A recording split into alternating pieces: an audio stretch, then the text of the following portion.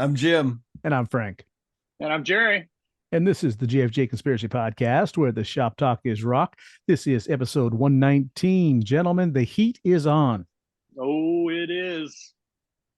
I want to say we hit 105 today. I wouldn't doubt it, Jaime. Yeah. I'm 101 in freaking Charter Oak. Yeah. We were 101, 102 tops, but I'm more concerned when it doesn't cool off at the nighttime. You know, Yeah. when it stays in the 80s all night, I can't even open my window. So what's the point? No, you like to open your window, get some relief, and it's not happening. No. Hey, right off the bat, Jerry, episode 118. Yes, you were absolutely correct on the Van Halen tour dates. I was bungling 3 different tours into one and had it all confused. I was on a roll with Van Halen through 2006 and 7, and then 2012, and then 2014, and it was all with Wolfie, and it was all pretty much the same show, the second and third ones, anyways. But you were right. Kool and the Gang opened up at that time for the different about that. kind of See, now I was always like, what's he talking about? Yeah, I do that anyway. Yeah. Well, thank you. Awesome. Yeah. Yeah. Okay. I bumbled it all up. You know, I've noticed something. Jim's memory is impeccable on almost everything, right? Yeah. You remember things, Jerry, farther in the past, but you do it better than newer things. So when Alzheimer's hits, I'm going to be 100%. Yeah. I can't remember what happened in the past. I mean, it's all just jumbled up there. And, you know, I can remember Pulusi Bagumba is Gilligan talking on the totem pole, but I can't remember things that I did. So weird. But isn't that funny? It's because you only lived them once, and you probably watched that episode of Gilligan's Island like 100 times. Right? Yeah. It's like ingrained in your brain. Yep. I don't know. I was just speaking of that, not to get off the subject too much, but I was just reading an article about people who watch the same shows over and over and over. It's like eating chocolate chip cookies. It's a comfort thing. Because I can sit on the couch and I don't have to worry about thinking about who killed who or who's the bad guy or what's going to. I already know the show from beginning to end, so I can close my eyes, listen to it, and enjoy it all over again in a relaxing way. There's no stress behind it at all. No. So makes sense. I drive Cindy crazy with that because I'll throw on Big Bang Theory, 2.5 Men, or any of those other Mike and Molly, any of those ridiculous sitcoms of the time. Seen them all 5, 6, 7,000 times. I know none of those. Yeah, see, and I know them all in my sleep. It's hilarious. Now, if you threw on Taxi, see, and that was a show I watched. Or MASH, MASH. That's where it goes, Jaime. Yeah. But you've got that Wayback Machine. You do it pretty well. Thank God I got something. Yeah, and like I said, Jim has it all. He's like, we may have to make sure he's not AI because he might be. Anytime something comes up, boom, he's right there. And I remember really weird stuff though. Yes, you know, obscure things that. But I always say it's like no short-term memory, right? Yeah. I walk into the next room, I don't remember what I went in there for, right? Same here. Don't ask me what I had for lunch yesterday. That's hilarious. Hey, have you done? Yeah. Do you do the one where you open the fridge and don't know why you opened the fridge? That's even more restrictive. That was just to cool off. Yeah, I've done that before. Stick my head in the freezer. You ain't kidding. That's hilarious. Yeah. Hey guys, let's do something a little bit different. Let's jump right into this classic album right here. This is Aqualung, released in 1971. It's my classic pick. I was surprised Aqualung was not a single off this album. It was Hymn 43 and Locomotive Breath. I know, right? Tunes. But going back and listening to this album, they played 5 or 6 tunes off this album pretty regular on our local rock stations. Aqualung's the one I remember on the radio. Yeah. And they had that riff. I think that was a lot to do with it. Riff rock was real popular. You know, I only remember 2 songs. I only remember them playing. You heard Aqualung every single day. Right. Yes. And more than likely Locomotive Breath. Locomotive Breath. In the day. Yep. Cross-Eyed Mary, always on the radio. I don't remember Cross-Eyed Mary really much. Hymn 43 was the other one that was on the radio quite a bit also. And who knows? I looked back at this album not remembering the whole thing and end up enjoying it. Jerry and I were talking a little bit about Jerry hit the nail on the head. He felt like he was at a Renaissance fair for a minute. Yeah. Yeah. And I don't know if it's just the flute or in the acoustics, but Ian Anderson's voice it's is both. Yeah. It's like a perfect storm to make that type of music. It is, you know? The fifes and Yeah. flute. And, And I was reading that today, and supposedly a lot of people believed it was supposed to be a concept album. Yeah. And even though there's touches of songs not necessarily being intertwined or anything, but the themes are an awful lot alike throughout the album. Yeah, Aqualung's in a couple, God's in a couple. Yeah. Yep. It's a little pervy. For the times, yes, it is. And you couldn't write this album today with the type of lyrics. You know, it's too creepy. Yeah. Yeah. Yeah. I know what you mean, Jaime. I'm not going to say it. I know what you mean. Yeah. It's funny you mentioned that. And we've talked about this before.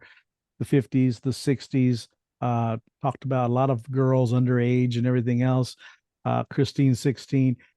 And you could take it one of two ways. It was either a means to make rhymes and tell a story, or it was just confessing something, you know, subconsciously. I never got that back then. Right. Christine 16 came out. I'm 13 or 14, and I never once thought, you know, he's kind of old to be singing that. Right. I'd love the song. Well, I knew all the lyrics, but I never. Right. And that kind of goes back to what Jim was saying. The album itself is kind of pervy, especially the song Aqualung talking about, you know, the little girl and all this kind of stuff. Cross-eyed Mary. Intent, cross-eyed Mary. Yes. About a high school prostitute. Right. So, but they were recording things that they either experienced or knew of. You know, it's like a science fiction movie. Somebody had to think of this stuff from somewhere. Now, whether it becomes true later or not, that's always another story. But that was the times for those kinds of songs that were a little, like I said, back then, people probably just thought, oh, it's silly. It's Benny Hill-ish almost. And that's not even great album cover. Great album cover. I love that. It almost looks like a Rembrandt. Yeah. So, Jerry, honestly, what are your overall thoughts of the album itself? Well, Jaime, I was telling the Frank before you came on, when he first picked the album, I thought I was headed straight to the dentist chair. I was like, no, Frank, you're just doing it to do it. You know I don't like it. But what I do, Jaime, with if I don't already have the classic and know it by heart, I'll pick a time to listen to it. And I was telling Frank, the first time I went to listen to it, I was feeling more rock and rolly than I was, you know. So then when I put it on the second time, I felt Renaissance Fair. I felt Knights in Shining Armor. It was great. It was great. So, like I said, Jaime, before you came on, I told Frank, I said I would have never picked this and I would never listen to this on my own. But having listened to it, and like you said, Jaime, some of the lyrics are a little, you know, I liked it. And that's what I love about this show, folks, out in Conspiracy Land. I'm expanding my horizons. Did you have a favorite tune? I sure did. I wrote it down. Mother Goose. Oh, very good. Okay. And I have next to it Renaissance. Yes. And then Hymn 43, I have yes. Mm-hmm. But from the riff, Jaime. Oh, there we go. Yeah, I like that. With Mother Goose. Yeah. And that's almost the theme. I love that. His singing style and everything else throughout the record. He's telling you a story. Yeah, he's a storyteller. Yes. Yeah. And I know he went to school in Britain, because if I hear the word headmaster one more time, or you know, yeah, you can't tell on that one, huh? But what I love, Frank and Jim, is that I would have never picked this and would have never listened to it. And having listened to it like 5 or 6 times through, I like it overall. Now, there's one song I don't want to care if I ever hear again, and it's purely from Overplay, and it's Locomotive Breast. Mm-hmm. I don't want to ever hear that song again. Right. Even when I was going through my groove here, I go, you better listen to it because it's part of the continuum. I was like, no, skip. Sorry. There you go. I just I hit forward. Yeah. There's nothing wrong with that. We have heard these songs. Yeah, I liked it. For years. Jim, what about you? What did you think of the album overall? Overall, I liked it. I didn't know. I am almost 100% sure this is the first time I've heard it all the way through. Mm-hmm. Musically very interesting. The lyrics, kind of border on the surreal at times. It did seem a little bit like a concept album to me, in a certain sense. Well, can I say, I don't think it was any more of a concept album than, say, Sgt. Pepper's was really a concept album, because majority of those songs don't connect at all. Right. But yet these seem to have a little bit of a running theme. Not to where oh, this is a concept album. No, but there's that. Sort of several songs that kind of touch on God and our relationship to God, and relationship, and rich and poor, or not well to do, right? And a certain maybe time, and then with some perviness thrown in. Oh, yeah. There you go. Yeah. Yep. Now, while this is going on, did you have a tune that stuck out that you liked the most? I'm just kind of the opposite. Revisiting Locomotive Breath, kind of. I was like, oh, this song kind of rocks better than I remembered it. Overall, it's the kind of album that and Frank, you'll appreciate this. Headsets. Yes. Yeah. Right. Or the Seventh Day, the kind of thing. Put on your headphones, and it's the kind of thing that maybe demands your attention, right? It's not light pop or anything else. And I think that's a lot to do with the lyrical content, because you want to know, like I said, he's telling you a story in every song. And even though it is a song and there is a chorus and everything else, you still have a beginning, a middle, and an end to almost every tune on here. So I get that. These are not pop friendly, radio type songs that you're going to be singing later. These are tunes, like you said, with the headphones you're going to listen to, you're going to kick back, enjoy it. But it's not a finger snapping pop album. And I kind of enjoyed that the flute parts in there. I thought it was very interesting. I kept listening for like overdubs, like does he stop playing every time he sings? Because it seems like you can hear him. Seems like you'd still hear the flute a few times. Pumping. Yeah, you can hear it, Frank. Yeah. And he wrote all the songs on the record. This wow. Anderson.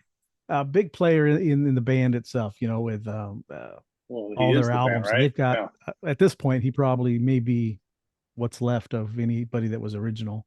I really don't know. I didn't research it that much, because this is one of those bands, this particular album, maybe what is it? Too Old to Rock and Roll, Too Young to Die. A couple others that they put out that were during those 70s, mid to late 70s. Those albums I'll listen to. A lot of the other stuff I did lose interest. Not a genre of rock that again, not just because of the flute, it's the style of the music itself. And they're still going. Yeah. I looked up their singles, and like the last time they had a single on the charts in the US, and when I say on the charts, I'm talking 108. Right. Was like 1980. Yeah. Right. Nothing they've done then is charted. And I can't even remember. Like you talked about, you'd always hear like a few songs, Cross-Eyed Mary, Locomotive Breath. You'd hear songs off of this record. Right. Yes, record. I don't remember hearing any other stuff. The only other song I remember by them is Bungle in the Jungle. Oh, yeah. 1974. Right. Which was like an AM pop radio hit. Right. I forgot about that. And knowing what that means now, I'm like surprised it got airplay at the time. Don't tell me. It's going to be like, don't tell me. It's going to be like Nothing to Lose by Kiss. Don't like tell me. It's kind of right up that alley. Anyway. See, literally. The alley. Anyway. And this particular album didn't No pun sell. intended. Yeah. This thing went 3 times platinum in the United States. Yeah. I don't doubt it. UK was like 250,000. In Germany, it was 100,000. That's it. It didn't, and I would have thought this would have been a humongous album, unless that's all that was reported at that time. Well, I was like surprised Aqualung was not a single, because that was like one of the songs you heard all the time on rock radio. I told Frank that before you came on, Jaime. I said Aqualung's the one I heard the most on the radio. Yeah. Right. Maybe it's one of those cases like Detroit Rock City where they flipped the record over and played the B-side and it became a hit. You just never know. They had, but so like I looked at how many singles they had, and they had like a bunch of singles that were like kind of mid charting, the 90s, hundreds, thereabouts. But I'm like, I don't remember any of these songs ever getting played. I'd be curious to go back and look at how many record companies they've been with, because in the early days it was Chrysalis. They were with them, and to put out as many albums in this catalog as they have, there's tons. I'm looking at now were these independent? Were they small record labels in England only? Because I never heard of a lot of these albums, the later stuff. Neither have I. I remember seeing them. I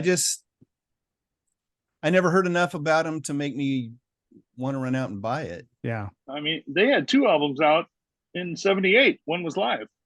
But I mean, they have never stopped, guys. I'm looking at, it's, 82, 84, 87, 89, 91, 95, 2000, 03, 22, and they released one this year. Wow. I had a coworker who was like crazy about these guys. Yeah. Had all their stuff, loved every album. It's mellow rock. It's good stuff. You don't think of Jethro Tull and headbanging music, or this is just mellow rock music. And for that reason, my favorite song on this album, believe it or not, was Up to Me, which is an acoustic with a riff with some electric guitars going through it. I have a little note by that one. And that's one where the lyrics are a little surreal. Yes. Yeah. I enjoyed it.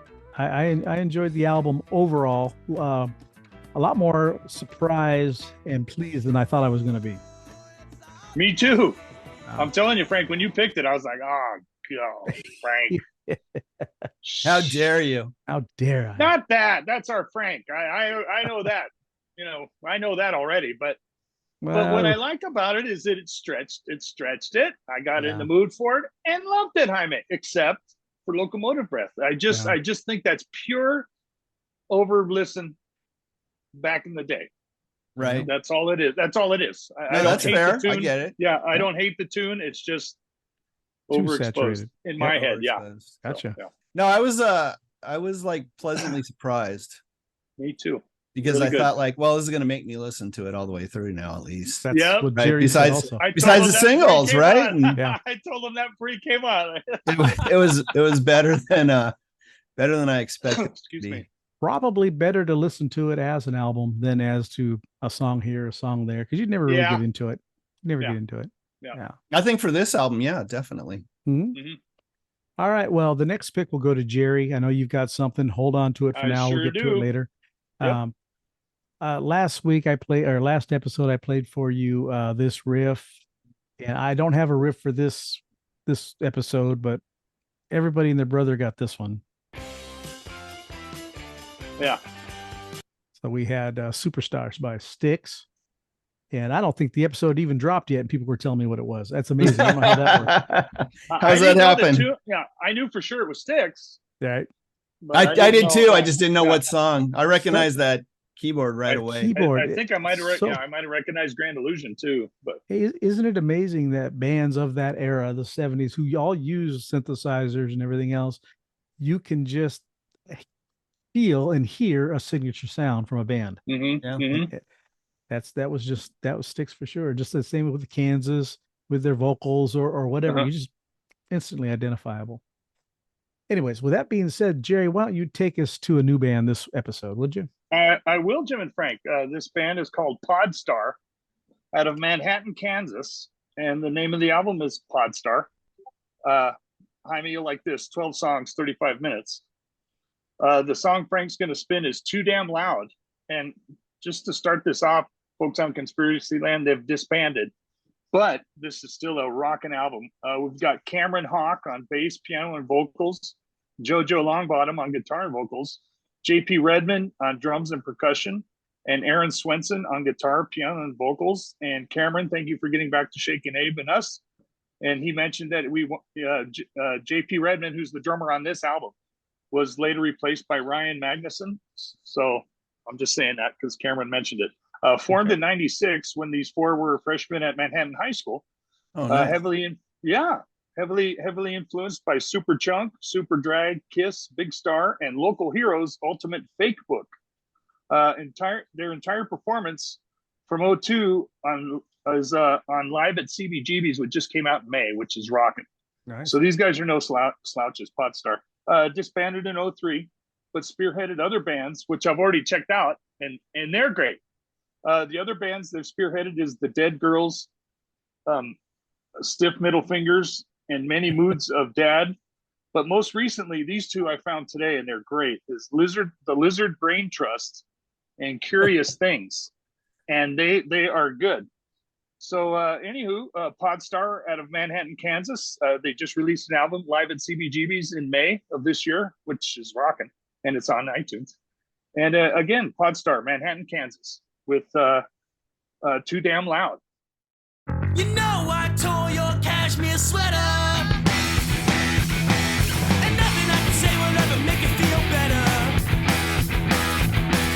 And he told me you sucked him dry, just like you did to me without even knowing. It's kinda cold out where you're going,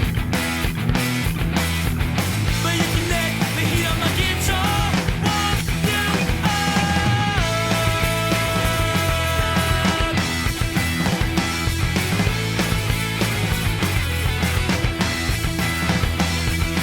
I decided to give back all the things you let me borrow. The stuff you never used but always wanted back. The stuff you probably lose if I give it back. You know that rock and roll you listen to is brand new, revolutionary with every single line going through your head. You know I kicked the bucket over, built something that you wouldn't even come close to. Running out the parking meter, wasting all my time making your life sweeter. Whoa, whoa,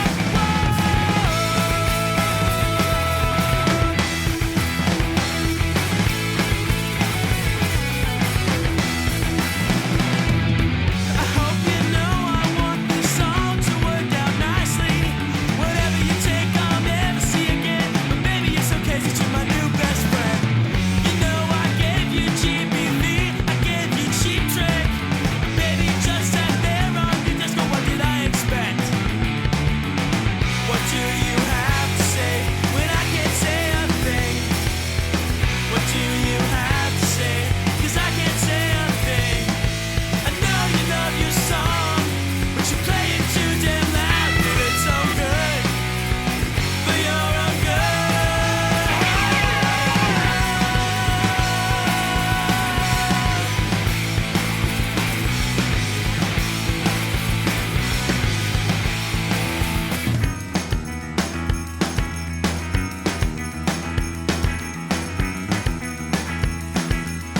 I decided to give back all the things you let me borrow. The stuff you never used but always wanted back. The stuff you probably bought.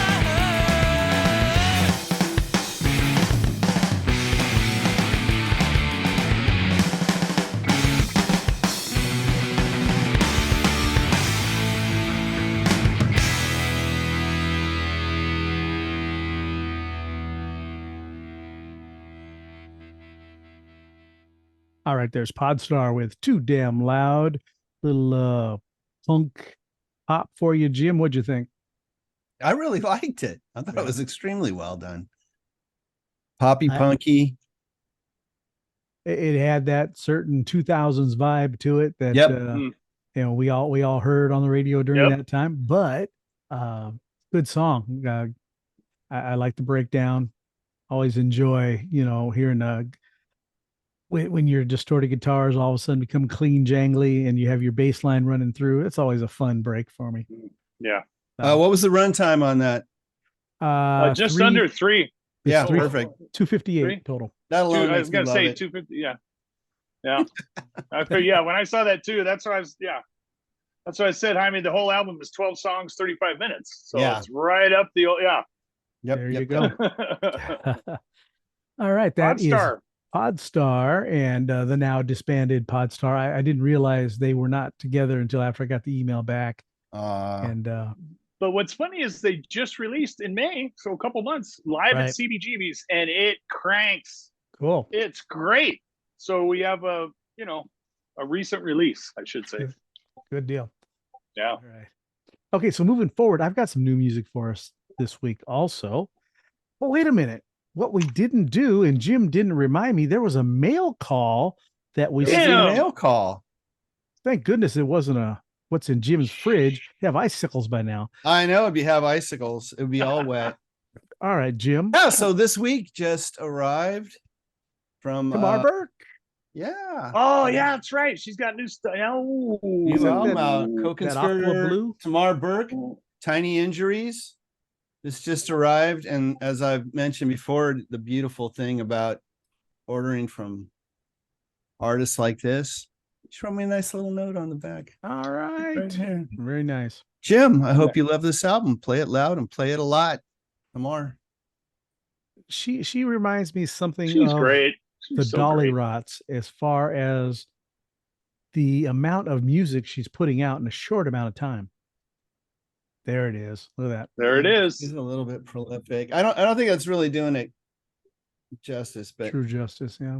it's sort of an aqua. I think it's coming out a little blue on there, but it's almost like a blue green, but it's beautiful vinyl and it's great packaging, you know. It's not like some of these labels who don't give you your money's worth, man. It's I don't know how artists, especially independent artists and whatnot, are putting vinyl out. she does it on a small scale. She Yeah, does but pre-sale. Even that. Pre-sale, There's yeah. probably like 300 copies. Yeah. You know, and the CD, other stuff vinyl. she's put out is sold out. So I I- mean, it's not like she's sitting on vinyl. Right. Yeah. Well, the reason Um, I say that is I get ads on Facebook all the time for the Signature Series. It's a site that has albums from our era of rock stars putting stuff out with their band and offering a very low price, $25 to $45 for the hand signatures and all that kind of stuff. And a lot of them are selling the album and then sending you a whole nother jacket by itself with the signature on it, so Oh, you can wow.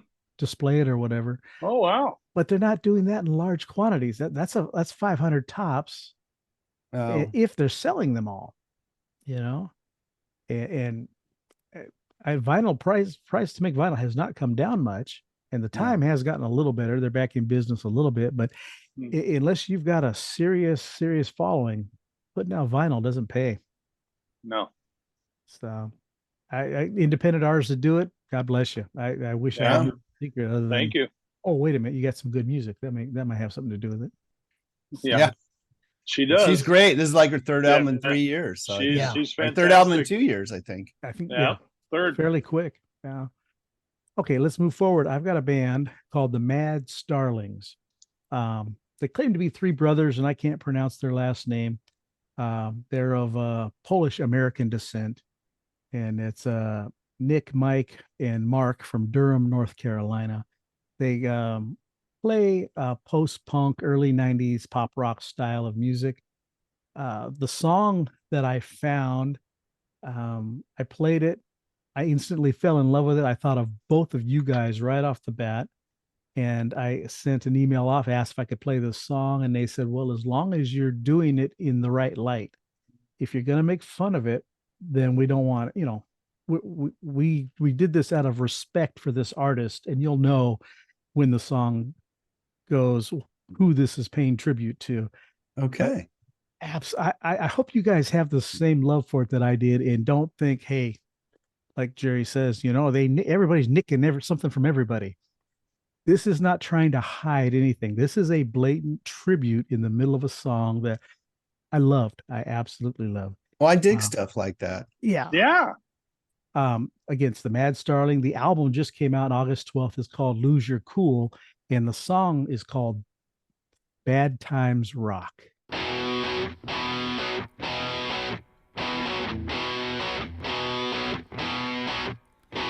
Good times roll, bad times rock. Monkey in the middle, trying to beat the clock. Life goes fast, my brain goes slow. Caught up in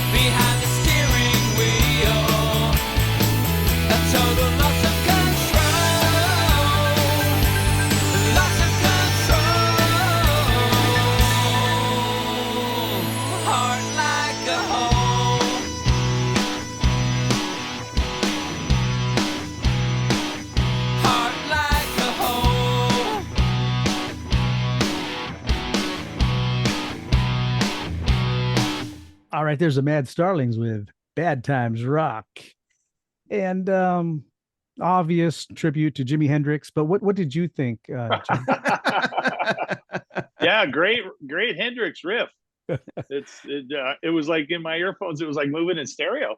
Yep, exactly. Yeah, but I liked it. Very, very good music, good vocals. I liked it a lot, and I did not take umbrance to that, tribute at all. I liked it. All right, Jim, what about you? I picked out the band right away. First off, I love the name of the band. Right. By the way, I thought this was really great. I love the little hook in the middle, a little nod to Elliot Easton there. I thought there's if you listen carefully and you get in it, that's why I was having my head cranked over. There's a little piano that's going on in the back. It was like such a nice little touch. Yeah. And I thought that was great. Could have brought it up in the mix just a hair, maybe, but yeah, I thought it was nice. Yeah. Thought it was good. Don't tell me they're broken up. No, not at all. They can't. They're brothers. This is a true. Oh, that's right. Yeah. Ask Oasis and Count the Black Crows and Nelson and Nelson. Nelson, yeah. Not to mention Hanson. Them too. As soon as I heard this song, like I said, I thought of you two because I know how much you enjoy the Cars. And love the Cars. They had, of course, we lost Rick Ocasek, and it was a nice tribute to him and the band. I thought they did a really good job with it, and I checked them out. I was just looking back up several releases. I've got 8 different releases from Mad Starlings on Bandcamp alone. They've got a web page. I'll put their link on our show. And check them out. All their music is pretty good. They do have a good vibe about them. Oh, right. Goody. iTunes. There you go. Oh, always. Yeah, it's always a plus for you. That's it. Well, I'm committed. I'm committed, guys. So. All right, let's move forward. And Jim, I know you've got something for us also. Yeah, new music by the Cruzados. You remember the Cruzados? Oh, I sure do. Yeah. What was their big hit? They had a couple. Wow, the Cruzados. I think their first album was 85. Their second album, I think, was like 87. And they've only got 4 albums out. And the other one was like 2021 and now 2023. So we need to call Tamar Burke. Yeah, it took some time off. Well, they broke up for a while. Oh, okay. Reformed in 2020. Anyway, brand new record out. This is from our friends at Rum Bar, and I just want to mention who the current lineup is. It's Ron Young on vocals, Lauren Molinaire on guitar, Mark Tremalgia on guitar, Tony Marsico on bass, and Rob Clonal on drums. And they have on this new record they have a few guest artists. Including Dave Alvin from the Blasters. Oh, the Blasters. Wow. Yeah. And our friend Melanie from Pandora's Muffs. Right. Coolies. And Tigerellas, as a matter of fact.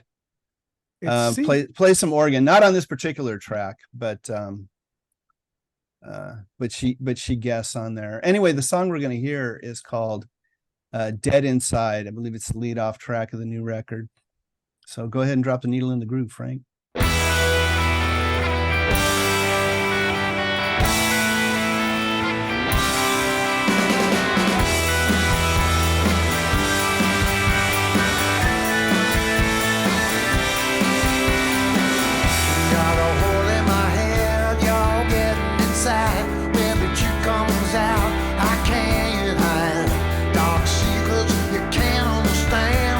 Strikes when you're down with the back of a hand. Don't look, don't cry, walk away, don't cry. What you don't know now, better let it lie. I'm slipping up bound. I try and I try, but my chains hold me down. I'm dead inside, I'm dead inside.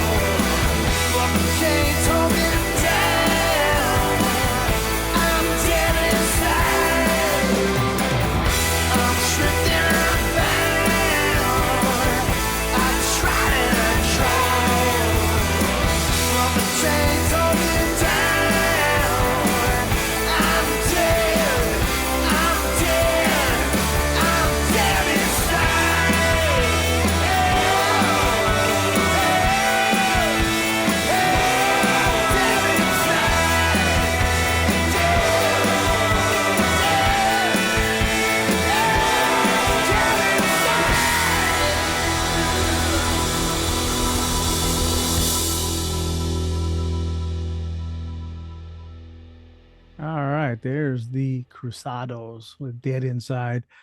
I love when a song has the verses, you have that nice clean guitar going through it, and then when the chorus hits, it goes up a decibel or two with them hard rocking, sleazy, distorted guitars. Great song. Yes. Delicious. Fantastic. Yeah.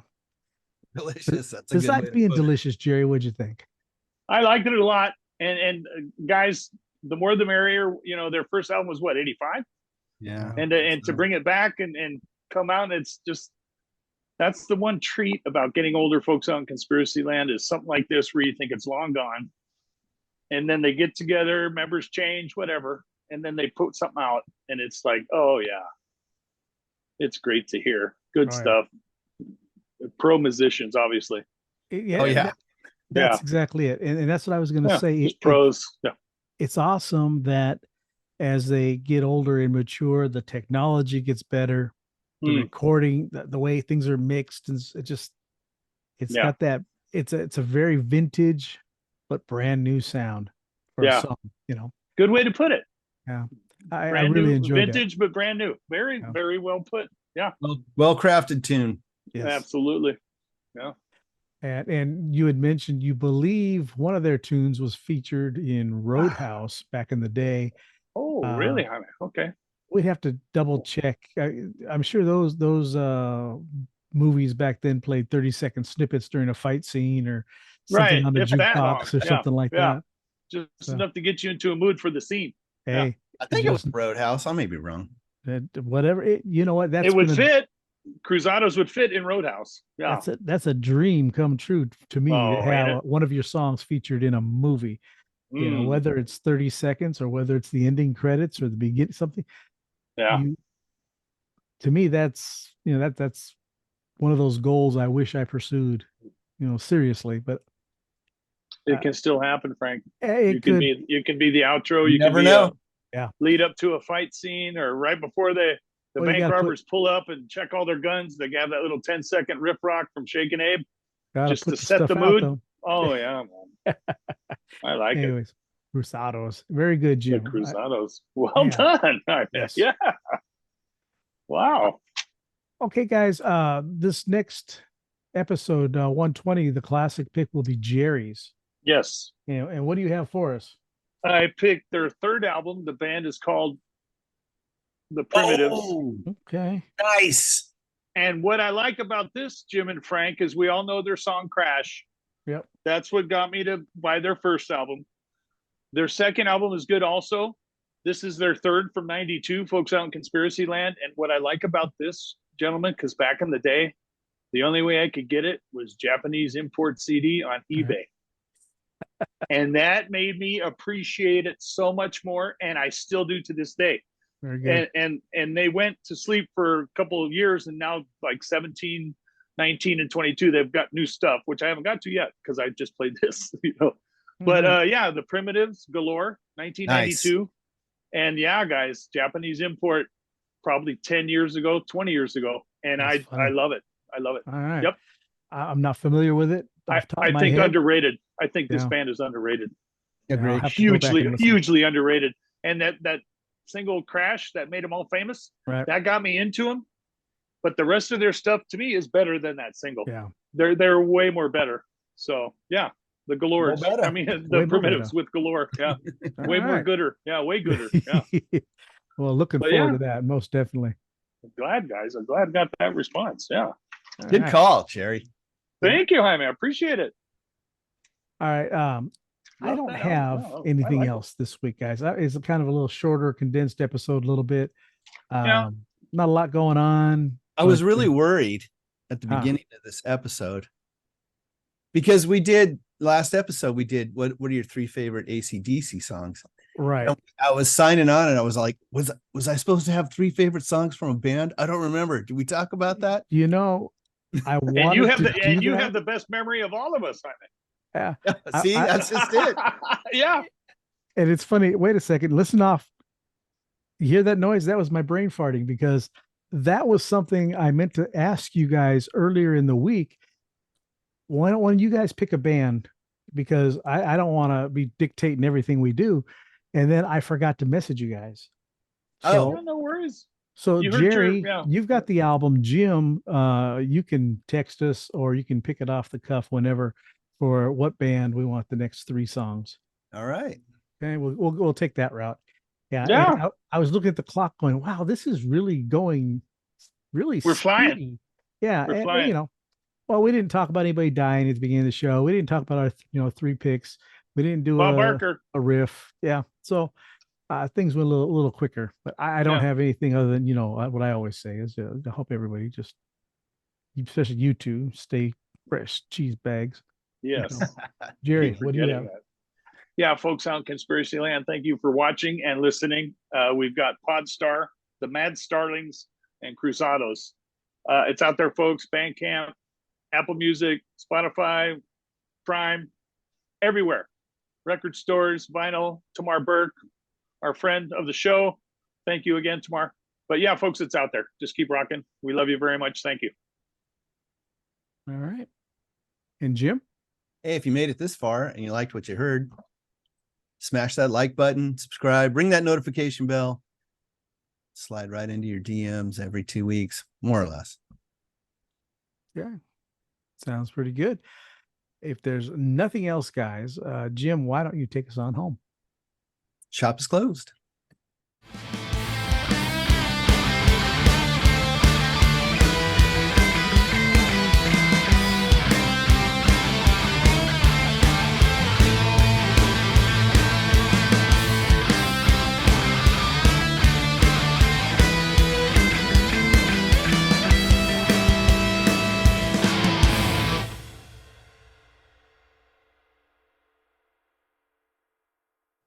Only Glad you're feeling better too, Jaime. Yeah. Oh yeah, no kidding. Well, stay fresh, cheese bag. Yeah, you too. We'll see you. Bye, guys. All right. Have a good night, gentlemen. We'll see You you too. later.